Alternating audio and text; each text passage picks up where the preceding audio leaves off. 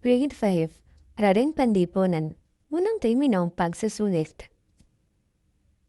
Paniniwala, relihiyon at tradisyon ng sinaunang bayang Pilipino.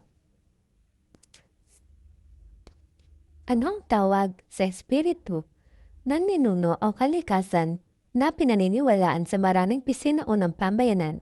A. Diwa, B. Anito, C. Bathala, D. Katalonan. Ang tamang sagot ay letter B, Anito. Sino ang namumuno sa mga ritual at gawaing espiritual sa ilang sinaunang pamayanan? A. Datu, B. Sultan, C. Mangangalakal, D. Babaylan o Katalonan. Ang tamang sagot ay letter D, Babaylan o Katalonan. Alin ang tradisyong nagpapakita ng paggalang sa yumaong ninuno? A. Paghalay, B. Padigsahan sa bangka, C. Pagpapalit ng tirahan, D. Pagtatayo ng pamilihan. Ang tamang sagot ay letter A, Pag-aalay.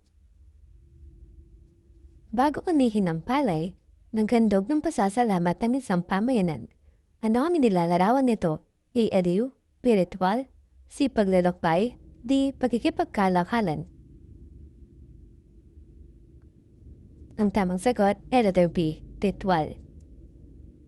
May sisidlan ng pagkain at palamuti sa isang sinaunang libingan. Anong maaari pahiwatig nito?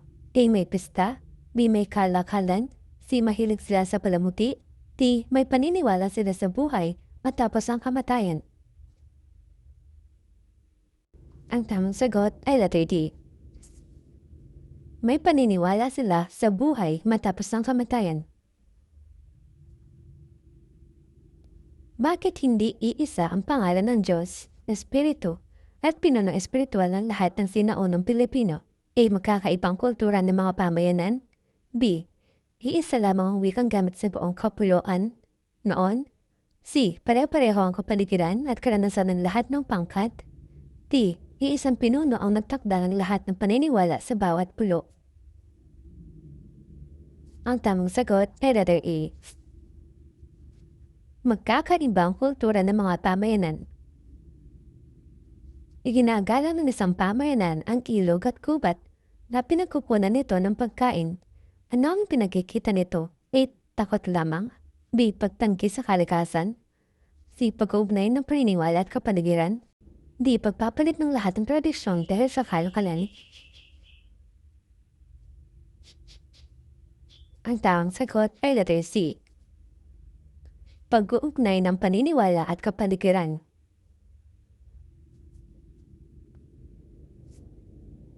Hindi na nagpapakitang maaaring magpatuloy ang isang tradisyon kahit nagbago ang paraan ng pagsasagawa nito. A. Walang ritual, B. Nagpapasalamat pa rin ng pamilya sa masaganang ani, C. Nawala na ang lahat ng sinaunang paniniwala sa bawat pambayanan, D. Iisang pagdiriwang lamang ang sinusunod sa buong kapuluan noon at ngayon. Ang tamang sagot ay letter B, nagpapasalamat pa rin ng pamilya sa masaganang ani. Alin ang pinakamahusay na pahayag para sa isang exhibit tungkol sa sinaunang pananampalataya? A. Iba-ibang paniniwala at ritual ayon sa kultura ng pamayanan, B. Iisang relihiyon at iisang paraan ng pagsamba ang ginamit sa lahat ng pulo, C. Walang kaugnayan ng kapaligiran at kabuhayan sa mga paniniwala ng mga ninuno, D. Dapat tasbahan ng lahat ng sinaunang tradisyon gamit lamang ang kaugalian ng isang pangkat. Ang tamang sagot ay letter A. Iba-ibang paniniwala at ritual ayon sa kultura ng pamayanan. Sinabi ni Lino, pare-pareho ang paniniwala ng lahat ng sinaunang Pilipino. Alin ang pinakamahusay na pagsusuri? A. Tama, B. Mali, C. Tama dahil iisang pinagmulan ng lahat ng tradisyon sa kapuluan, D. Mali dahil may sari-saring wika or may sari-saring wika, kapaligiran at kulturang humubog sa mga paniniwala. Ang tamang sagot ay letter D, Mali. Dahil may sari-saring wika, kapaligiran at kulturang humubog sa mga paniniwala. sinaunang sining, pagpapalamuti at arkitektura. Alin ang halimbawa ng sinaunang pagpapalamuti sa katawan? A. Okir, B. Palayok, C. Tattoo o batok, D. Hagdang palayan. Ang tamang sagot ay letter C. Tattoo o batok. Aling sining ang gumagamit ng sinulit upang makalikha ng tela? A. Okit, B. Paghahabi, C. Pagpapalayok, D. Pagpapanday ng metal. Ang tamang sagot ay letter B. Paghahabi. Ano ang torogan? A. Maharlikang bahay ng Maranao, B. Payak na sasakyang ginagamit sa ilog, C. Sisidlang luwad para sa butil at tubig, D. Tahan ng bato na itinayo ng mga Espanyol. Ang tamang sagot ay letter A. Maharlikang bahay ng Maranao. Itinayo ang isang bahay sa mataas na haligi malapit sa tubig. Ano ang pinakamakatwirang paliwanag sa disenyo? A. Para sa kulay, B. Para sa palamuti lamang, C. Para maging mas mabigat ang bahay, D. Para umangkop sa baha, hangin at kapaligiran. Ang tamang sagot ay letter D. Para umangkop sa baha, hangin at kapaligiran. Natagpuan ang gintong palamuti, tansang kagamitan, at hulmahan. Anong pinakamatibay na hinuha? A. Walang sining, B. Pawang dayuhan ang gumawa, C. May kasanayan sila sa pagproseso ng metal, D. Hindi sila gumamit ng anumang yamang matatagpuan sa kapuluan. Ang tamang sagot ay letter C. May kasanayan sila sa pagproseso ng metal. Magkaibang hugis at disenyo ng mga palayok mula sa kilawang pamayanan. Ano ang pinakamainam na paliwanag? A. Nagkaroon sila ng magkaibang gamit, yaman at tradisyong pansining. B. Nangangahulugang itong walang kapayanan isa sa dalawang pamayanan. C. Pinatutunayan nitong iisa lamang ang disenyo sa buong sinaunang kapuluan. D. Ipinakikitang walang kaugnayan ang sining sa pang-araw-araw na pangangailangan. Ang tamang sagot ay letter A. Nagkaroon sila ng magkaibang gamit, yaman o tradisyong pansining. May nakausting bahagi ng torogan na may disenyong okir. Aling ugnayan ng tama? A. Bangka, layag, B. Bangka, takip na luwad, C. Panolong, hukit na okir, D. Hagdang palayan, gintong palamuti. Ang tamang sagot ay letter C. Panolong, hukit na okir. Bakit mahalagang matutuhan at may ipasa ang tradisyonal na paghahabi?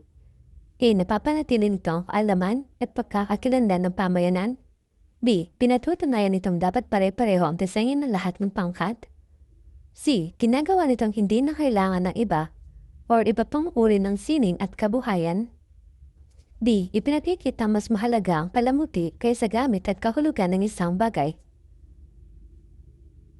Ang tamang sagot ay letter E. Napananatili nito ang kaalaman at pagkakakilanlan ng pamayanan. Alin ang pinakamahusay na plano para sa exhibit ng sinaunang sining? A. Ipakita ang larawan, B. Ilagay lamang ang pangalan ng bagay, C. Ipakita ang bagay pinapulan gamit paraan ng paggawa at kahulugan, D. Pagsamasamahin ang lahat ng likha nang walang paliwanag sa pamayanan at panahon. Ang tamang sagot ay letter C. Ipakita ang bagay pinagmulan gamit paraan ng paggawa at kahulugan. Nais gawing matibay ang huwaran ng sinaunang bahay para sa museo. Alin ang pinakamainam na pasya? A. Gawing bago, B. Italang orihinal ng disenyo at ipaliwanag ang mainat na pag-angkop, C. Palitan ang lahat ng katutubong bahagi upang magmukhang makabagong gusali, D. Gumamit ng anumang material at huwag nang tukuyin kung alin ang orihinal at binago. Ang tamang sagot ay letter B. Itala ang orihinal na disenyo at ipaliwanag ang maingat na pag-aangkop. Pagdating at paglaganap ng Islam. Saang bahagi ng kapuluan unang nagkaroon ng matatag na mga pamayan ng Muslim? A. Luzon, B. Visayas, C. Sulot Mindanao, D. Hilagang Luzon at Batanes. Ang tamang sagot ay letter C, Sulu at Mindanao. Sino ang may mahalagang papel sa maagang pagdating at paglaganap ng Islam sa kapuluan? A. Dato, B. Magsasaka, C. Mandirigmang Europeo, D. Mangangalakal at misyonerong Muslim. Ang tamang sagot ay letter D, Mangangalakal at misyonerong Muslim. Dumadalaw ang mga mangangalakal na Muslim sa isang daungan. Nakikipamuhay sa mga tao at nagtuturo ng Islam. Anong nakatutulong sa paglaganap nito? Pag-iisa, B. Ugnayang pangkalakalan at pagtuturo, C. Pagputo ng lahat ng lutang pandagat sa Timog Silangang Asya, D. Pagbabawal sa pagkikipag-ugnayan ng mga pinuno sa ibang pamayanan. Ang tamang sagot ay letter B, Ugnayang pangkalakalan at pagtuturo. Ipinakikita ng mapa ang Sulu, Tawi-Tawi at Mindanao na magkakaugnay sa mga rutang pandagat. Ano ang mahihinuha? A. Nahihiwalay ang Sulu, B. Sa bundok lamang naglakbay ang mga tao, C. Walang ugnayan ng kalakalan at paglaganap ng pananampalataya, D. Nakatulong ang mga daungan at rutang pandagat sa paglaganap ng Islam. Ang tamang sagot ay letter D. Nakatulong ang mga daungan at rutang pandagat sa paglaganap ng Islam. Alin ang pinakatumpak na paglalarawan sa paglaganap ng Islam sa Pilipinas? A. Biglaan ito, B. Sa iisang pulo lamang ito nakilala, C. Unti-unti itang lumaganap sa ugnayan, pagtuturo at pamumuno, D. Sabay-sabay itang tanggap ng lahat ng pamayanan sa buong kapuluan. Ang tamang sagot ay letter C. Unti-unting lumaganap sa ugnayan, pagtuturo at pamumuno. Mamakaturuan ng Islam at pamahalaang sultanato. Ano ang banal na aklat ng Islam? A. Quran, B. Tala-arawan, C. Batas ng barangay, D. Talaan ng kalakalan. Ang tamang sagot ay letter A. Quran. Sa Ramadan, nag-aayuno ang mag-anak at nagbabahagi ng pagkain matapos lumubog ang araw. Anong pagpapahalaga ang makikita? A. Paglilibang, B. Pag-iwas sa kapwa, C. Pananampalataya, disiplina at pagkakawang gawa, D. Pagpapahalaga sa kayamanan kaysa pangangailangan ng iba. Ang tamang sagot ay letter C. Pananampalataya, disiplina at pagkakawang gawa. Alin ang mas paglalarawan sa pamahalaang sultanato? A. Wala itong pinuno, B. Sultan ang namumuno sa organisadong pamayanan, C. Mangangalakal na dayuhan lamang ang gumagawa ng lahat ng batas, D. Bawat tahanan ay hiwalay at walang tungkulin sa mas malaking pamayanan. Ang tamang sagot ay letter B. Sultan ang namumuno sa organisadong pamayanan. Humingi ang sultan ng payo sa mga pinuno at scholar bago lutasin ang alitan. Ano ang pinakikita nito? A. Kawalan ng batas, B. Pag-iwas sa tungkulin, C. Pamamunang walang pakialam sa kapakanan ng pamayanan, D. Organisadong pamamahala na may payo, batas at pananagutan. Ang tamang sagot ay letter D. Organisadong pamamahala na may payo, batas at pananagutan.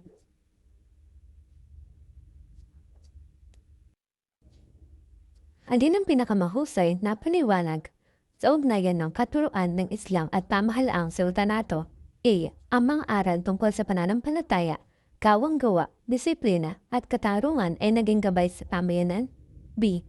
Ginamit ang pananampalataya upang alisin ang lahat ng tungkulin ng pinuno at mamamayan sa kanilang pamayanan. C. Ipinagbawal ng sultanato ang anumang ugnayan sa mga karatig na pamayanan at mga ngalakal sa Timog Silangang Asya. D. Naging iisang wika, kaugalian at paraan ng pamumuhay ng lahat ng pangkat sa buong kapuluan dahil lamang sa sultanato. Ang tamang sagot ay letter A. Ang mga aral tungkol sa pananampalataya, kawang gawa, disiplina at katarungan ay naging gabay sa pamayanan. Ugnayan ang sinaunang bayang Pilipinas sa Asya. Anong tawag sa tuwirang pagpapalitan ng produkto ng walang salapi? A. Bayad, B. Utang, C. Barter, D. Di kalakalang galyon. Ang tamang sagot ay letter C, barter. Hiling ebidensya ang tuwirang nagpapakita ng ugnayan na sinaunang Pilipinas at China. A. Kahoy, B. Palayok na lokal, C. Kagamitang batong lokal, D. Sinaunang porselanang Chino sa pook arkeolohiko. Ang tamang sagot ay letter D. Sinaunang porselanang Chino sa pook arkeolohiko. Aling pangkat ng produkto ang karaniwang iniuugnay sa iniluluwas ng mga sinaunang Pilipino? A. Yelo, B. Ginto, perlas at pagkit, C. Makina, gasolina at plastic, D. Sasakyang de motor, computer at telepono. Ang tamang sagot ay letter B. Ginto, perlas at pagkit.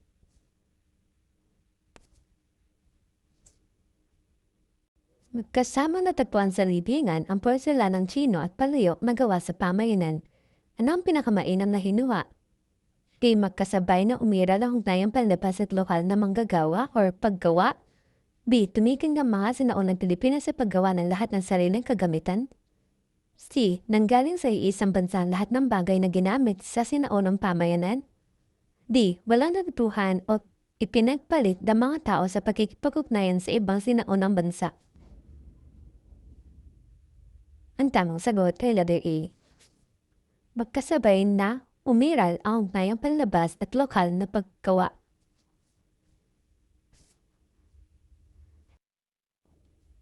May salitang disenyo o kaugalian mula sa ibang bahagi ng Asya, ngunit iniangkop sa lokal na gamit. Ano ang pinakikita nito? A. Paghihiwalay, B. Ganap na pagkawala ng kultura, C. Pagpapalitan at malikhaing pag-aangkop ng impluensya, D. Pagtanggi ng mga pamayanan sa lahat ng kaalamang nagmula sa labas. Ang tamang sagot ay letter C. Pagpapalitan at malikhaing pag-aangkop ng impluensya.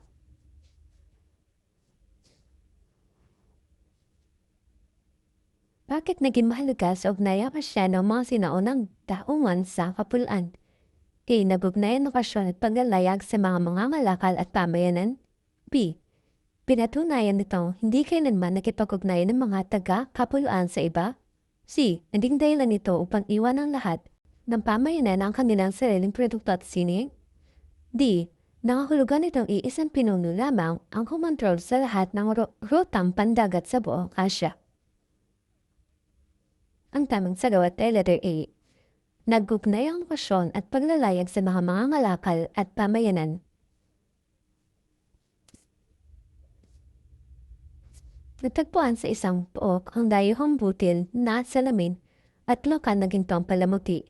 Aling konklusyon ang pinakamatibay? A. Walang ugnayan, B. May kalakalan habang nagpapatuloy ang lokal na kasanayan, C. Lahat ng palamuti sa sinaunang Pilipinas ay gawa sa ibang bansa, D. Iisang uri lamang na produkto ang ipinatpalit sa lahat ng rutang pandagat.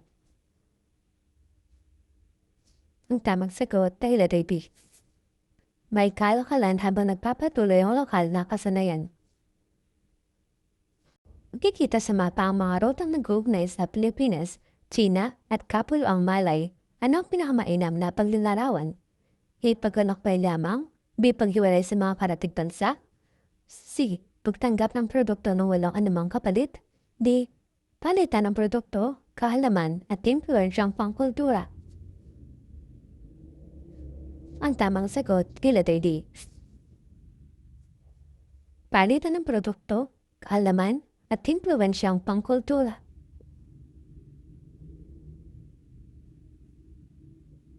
Alin ang pinakamahusay na paraan upang pahalagahan sa exhibit ang ugnayan ng sinaunang Pilipinas at Asya? A. Magpakita ng mapa, B. Ihambing ang inangkat, iniluwas at lokal na inangkop na bagay, C. Ipakita lamang ang dayuhang produkto at huwag banggitin ang gawang Pilipino, D. Sabihin kinaya lamang ng mga Pilipino ang lahat na nakita nila sa ibang bansa. Ang tamang sagot ay letter B. Ihambing ang inangkat, iniluwas at lokal na inangkop na bagay. For the last question, sinabi ni Mara na walang sariling kultura dahil sa ugnayan sa Asya. Alin ang pinakamahusay na pagtataya? A. Tama. B. Mali. C. Tama dahil pinalitan ng dayo ang produkto ang lahat ng lokal na kaalaman. D. Mali. Dahil pumili, umangkop at lumikha ang mga pamayanan habang nakikipagpalitan. Ang tamang sagot ay letter D. Mali dahil pumili, umangkop at lumikha ang mga pamayanan habang nakikipagpalitan.